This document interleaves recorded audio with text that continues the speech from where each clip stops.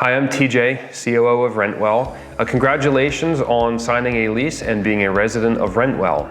At this point in time, you're probably either moved into the property or about to move into the property. And I wanted to quickly go through some of the highlights, the critical pieces of the lease for you.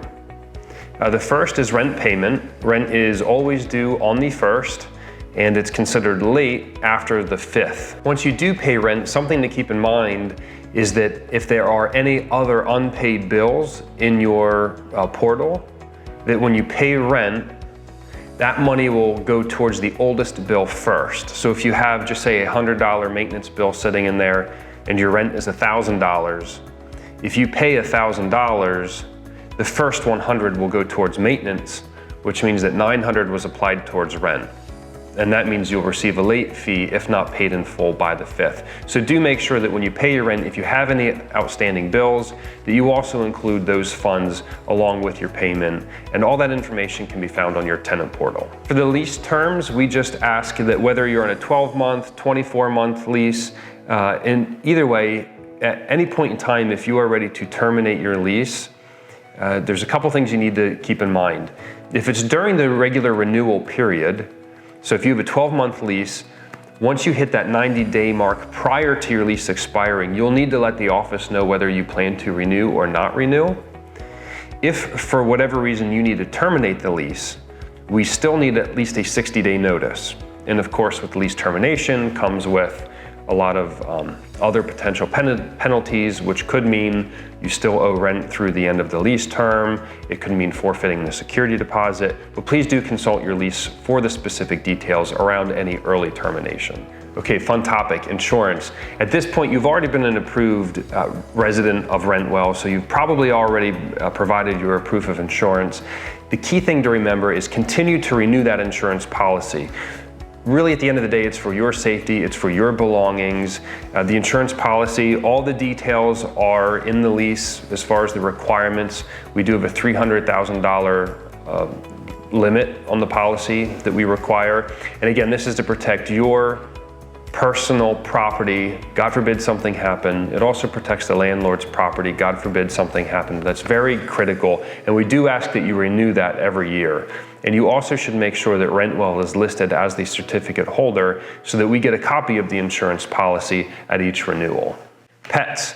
It's your responsibility to communicate with us, Rentwell, the management company, if you decide to add any pets or if you have any pets living in the property after you've already signed the lease. So if you have a lease signed that does not have any pet information, you need to run it by the management office first to get approval. This includes watching a friend or family member's pet as well. Maintenance, the big topic. Okay, let's unpack this.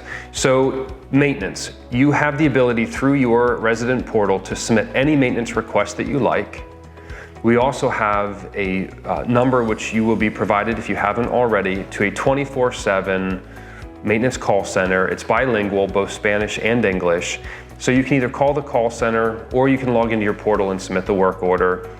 We recommend you do it through your portal because you'll have a log, you'll have a history, you can see updates, you can see comments, all in your portal. We strongly recommend within the first 30 days you do notify us of any damage that you see upon moving into the property. This way we can keep it in our records, we'll note it so that it's not taken from your security deposit at the time we do a move-out inspection.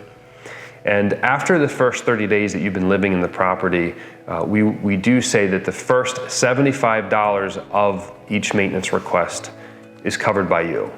So we will have you cover the first $75 of those maintenance charges. Appliances, that topic comes up a lot with maintenance. Again, please read specifics in your lease, but by and large, appliances are not covered by the landlord except for the stove, oven.